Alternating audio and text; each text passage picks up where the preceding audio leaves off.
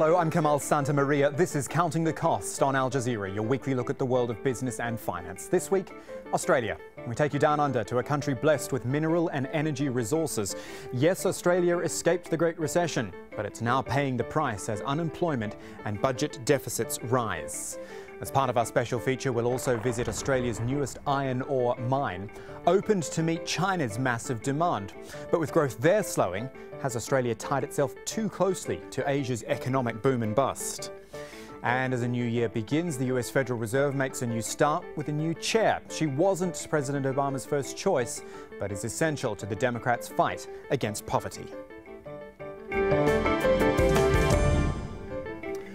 Hello everyone, lovely to be back with you for another year of Counting the Cost, and already we're looking at another busy year because, as you would have seen in our Best of 2013 shows, the global economy still has a lot of work to do, even in a place like Australia, which is going to be our big focus for this first show of 2014. It is a good economy there, a so-called Goldilocks economy, i.e. not too hot, not too cold, the perfect low mix of inflation, unemployment and government debt. But the mining boom that's almost inextricably tied Australia's economy to China's massive demand for minerals is actually starting to go the same way of the Chinese economy. It's slowing. And the trouble is there's not much else to take up the slack. For example, General Motors and Ford both say they will no longer make cars in Australia. Both cite the Australian dollar's 50% rise over the last 4 years as the big problem. Unemployment is rising. It's expected to hit 6% this year. That's a big thing for a country which really did survive the global economic downturn pretty well. Also, Australia's budget deficit is expected to hit $42 billion this fiscal year. And the government is predicting growth of 2.5%. That is less than the previous estimate of 3%. A lot of the reason behind that is that mining companies are spending less on new mines and equipment.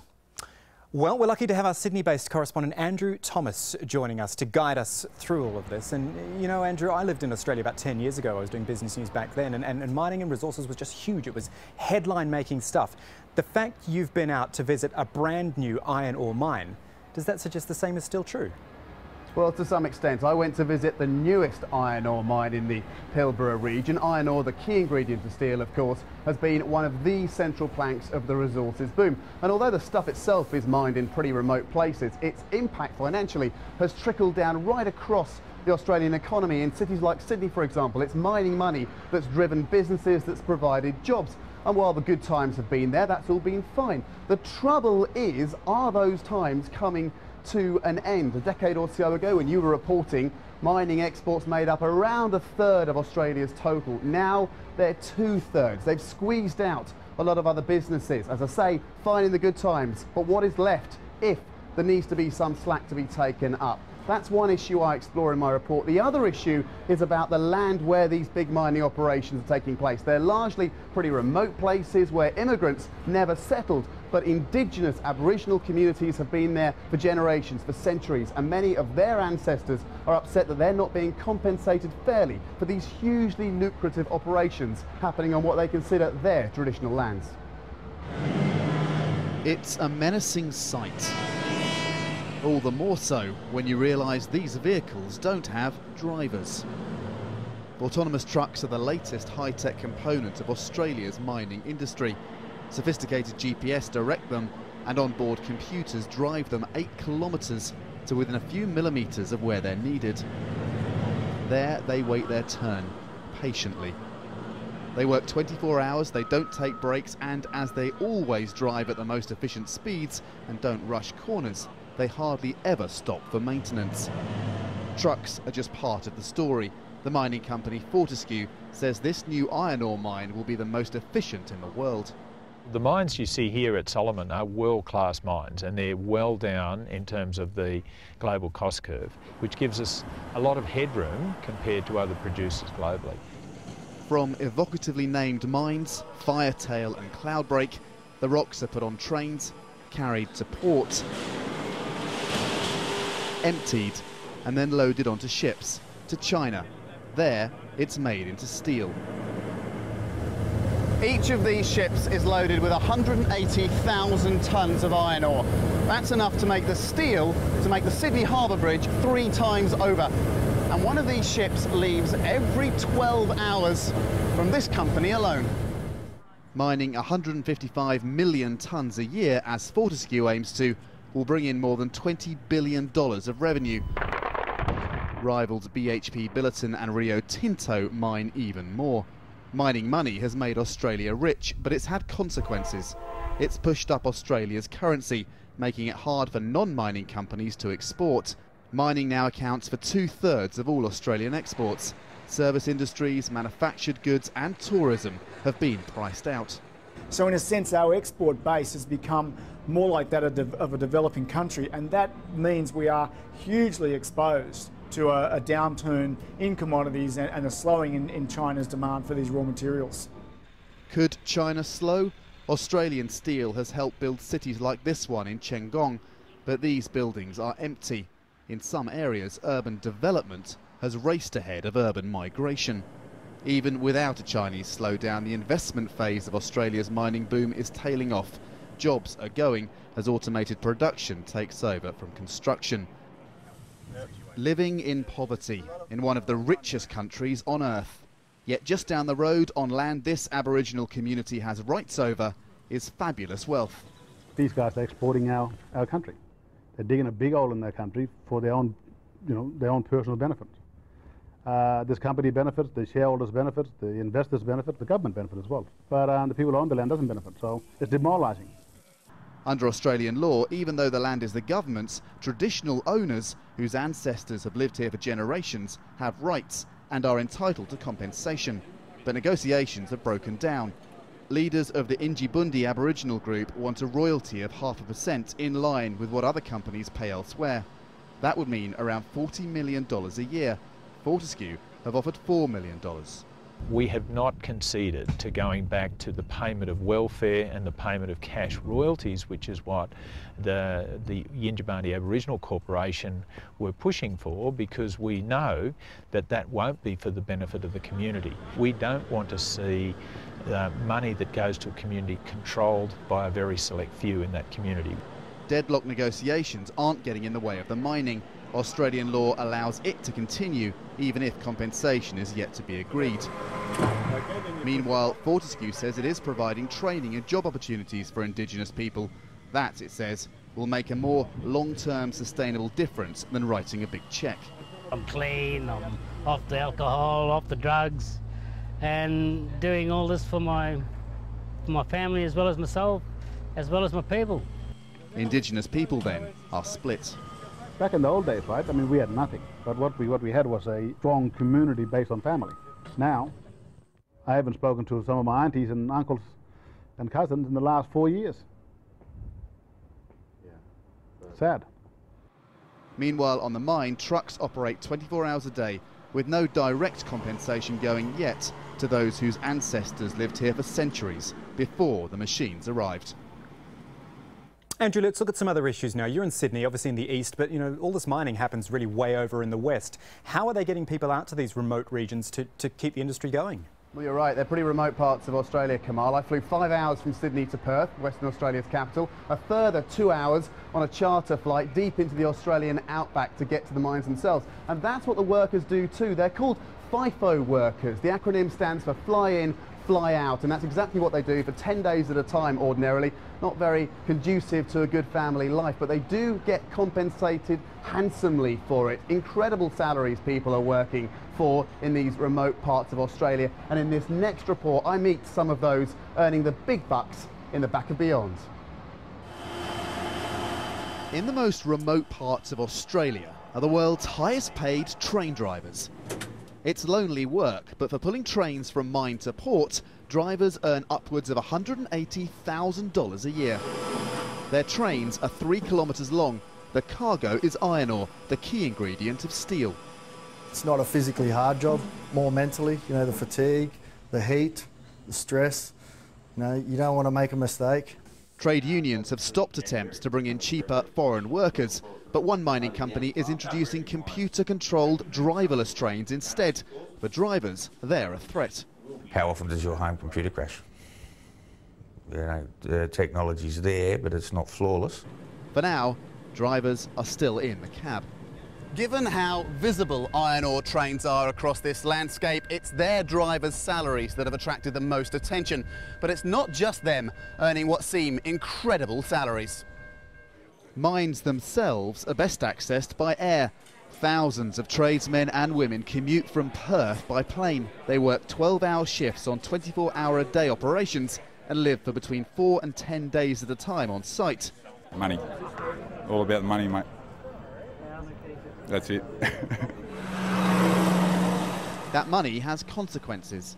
In those towns that are near mines, prices for everything from property to personal services are high. Rumours people sell themselves for $800 an hour are probably exaggerated, but $300 an hour is common. If people have got more money, of course that helps sex workers. We're a service industry. People are going to engage with the service if they've got disposable income. But good though wages are in mining and where miners spend it, it's company managers and owners who've made millions. For almost everyone involved though, as the iron ore piles up, so does the cash. Okay, so I get this now, Andrew. It is obviously a very lucrative business for those who choose to go into it. If the workers are making that much, their bosses must be making millions, if not billions in some cases. That's right. The mine I went to is owned and run by a company called Fortescue. That company was set up by a man, essentially one man, called Andrew Forrest. He's now worth $6 billion, a huge amount of money. He, though, has just committed to giving the overwhelming majority of that away during his lifetime. He signed up to the so-called Giving Pledge, endorsed by the likes of Bill Gates and Michael Bloomberg, where billionaires all over the world commit to doing good with their money. Before I left Perth, I sat down with him and asked not just why he's giving away all this money, but how he made it in the first place and what it's all been for. We're going to talk about philanthropy, but can you tell me first what you've got to give away? Look, I really don't count the pennies like that, but I get rated as being a billionaire, and I consider that that is such a farcical term. Yes, I'm a major shareholder in a large company which I started. Now, Fortescue is a $30 billion enterprise now, but you know, and I have a stake in that. But it was kind of an accident. It was like, I want to control my own destiny, not I want to get ridiculously rich. Nevertheless, you are ridiculously rich. Can you give me an idea of how rich you are? Look, I don't. You can estimate all that. Others have put Forrest's personal wealth at between $4 and $6 billion. Forrest made that money by setting up an iron ore company. 15 years ago, there were two big mining companies in Australia, BHP Billiton and Rio Tinto, with an effective duopoly on mining licences and infrastructure. To compete, Forrest's Fortescue had to buy the less promising exploration rights in the remote Pilbara region of Western Australia, build its own mines and ports from scratch, and even construct its own railway line to connect them. These were all barriers to entry considered to be impossible. I didn't think they were impossible because I had a fundamental faith in the Pilbara as a very rich, very unexplored land, and I also believed that the capital markets would support a great project. So I put those two together and I went for it. Forrest's company rode the resources boom, investing during the global financial crisis when others were pulling back, meeting a seemingly insatiable demand from China for steel, for which iron ore is the key ingredient. Depending on who you believe, Forrest is Australia's third or fourth richest person. Does anybody deserve that kind of wealth? Really, I don't consider myself or others to be incredibly rich or incredibly poor. If you're given, through your career, an ability to amass substantial capital value, then it comes with a responsibility. It's not just, you know, buying, you know, the biggest yacht in Mallorca. It is, in fact, trying to do real good with that wealth. Forrest has publicly declared he will give the overwhelming majority of his wealth away in his lifetime. Why? Why give all that money away? Well, you can't take it with you, that's one reason. But also, I have a set of beliefs that says, look, if you've been put in a position where you've accumulated great capital, then it comes with a responsibility. And I would say, don't just think about capital or giving materially or cash. Think about that skill set which you've developed, that leadership, judgment, enthusiasm, integrity, ability to set really unrealistic stretch targets, yet having everyone move to believe in them and head for them. That's a skill set which is rare. It's rare, like an opera singer is very rare, or a bricklayer can build a beautiful wall. If that's your skill set, use it. Don't leave it at the door of business. Bring it into philanthropy, bring it into civil society, use those skills to try and also make the world a better place, not just your business more valuable. Forrest has set up the Walk Free Foundation to tackle modern-day slavery. He's made Australia's biggest ever donation to an academic institution, a university in Perth, and he says he's passionate about helping Australia's disadvantaged Indigenous people, scathing about the efforts governments have made. We've thrown welfare in some bleeding heart mentality at Indigenous people. We've kind of saturated them with a racism, a soft racism of low expectations. We don't think you're going to do so great, so we're going to give you all this money, we're going to give you this housing. No, you don't have to send your kids to school, only non-Indigenous Australians have to send their kids to school. All this kind of well-meant soft thinking rubbish has given our Indigenous people a lower quality standard of living than all other Australians. So we want to remove that. Forrest's company has been criticised for driving hard bargains with Indigenous groups whose traditional lands they want to build mines on. But Forrest says the answer is not royalty payments, but opportunities and training for Indigenous people. So many mining companies think they're so generous giving money away, and then they drive out that front gate and they pat themselves on the back. They don't come back.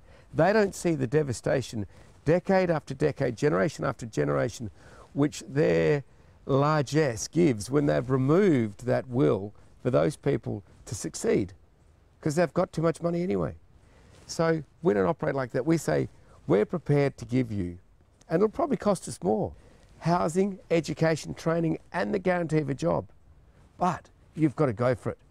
But can we make sure that people have the fundamental self-belief that we give them all the encouragement they need to succeed, like our Indigenous brothers and sisters, and then place upon their shoulders the responsibility of expectation of success? Yes, we should. Does this mean that we should concentrate on education, we should concentrate on training, we should concentrate on levelling out those playing fields of opportunity? Yes. Because one thing we know for sure, talent is universal, only opportunity is not. Andrew Forrest, thanks very much. Thank you very much, Andrew.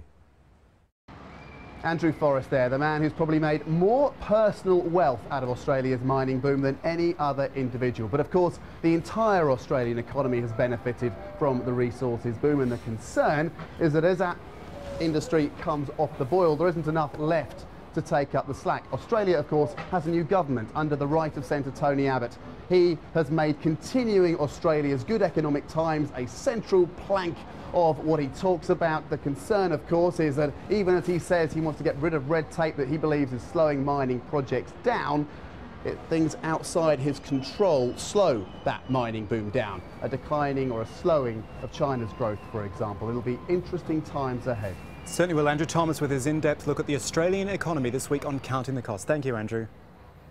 And still ahead on Counting the Cost, the war on poverty in the United States. It was launched 50 years ago by President Lyndon Johnson, but in 2014 the picture's still pretty bleak. We'll look at that in just a moment. Now, a global demand for coconut oil used in cooking and skin and hair products is raising concerns about a shortage of coconuts. India, for example, harvests about 17 billion of them a year, and as Faiz Jamil reports now from Kerala in India's south, they're getting creative to meet that demand. Coconuts are synonymous with Kerala. The state's name even comes from the word Kera, meaning coconut. And it's easy to see why. The trees are everywhere. But even here, it's still not enough to keep up with demand. At this government-sponsored training camp, locals learn to climb coconut trees with the help of these machines. It's all in an effort to increase the number of coconut harvesters. And what was once a job looked down upon is becoming a popular profession. In my village, I'm the first one to do this. It's becoming more popular.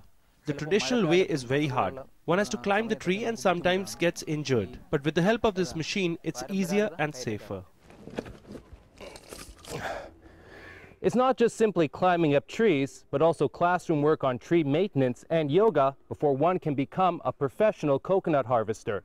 With coconuts now available in even colder parts of the country, farmers have to plant and harvest more trees to reach demand. But demand is set to outpace supply. This is a new tree, baby tree. Because of that demand, coconut tree farming is booming in Kerala. After there we get fruit. Binu Karunakaran has been farming here for 25 years. He says previously, coconut trees were chopped down to make room for rubber trees, which were more profitable. Now, that trend is reversing, and the coconut trees in his nursery are back in demand. In place of 3 rupees, the coconut price is now 15 rupees, more than 5 times. But supply hasn't risen enough, and traders are feeling the effects. Times are tough at this coconut processing center. There's a lot of demand, but we don't have enough supply. As farming coconuts becomes more popular, harvesting is also picking up and breathing new life into an old profession. Well, the US made a little history this week by appointing the first woman to run the Federal Reserve. 67-year-old Janet Yellen, economist, professor and former vice chair of the Fed, takes over from Ben Bernanke, who's been chairman for the last 8 years.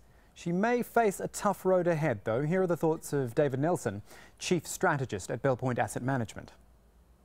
She was not President Obama's first choice. The name that was first floated out by the president was Larry Summers, but that instantly hit a lot of resistance on both sides of the aisle, and from investors as well, because there was a concern that Larry Summers would roll back quantitative easing far quicker and perhaps even raise interest rates a little bit too soon, and that was the fear.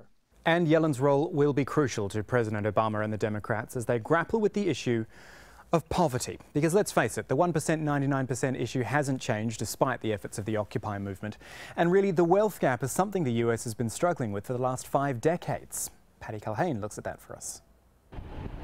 This is the America U.S. politicians like to talk about, one of upward mobility, promise, and wealth. The wealthiest nation on earth. But 50 years ago, then President Lyndon Johnson had a different perspective when he declared a war on poverty. But we shall not rest until that war is won.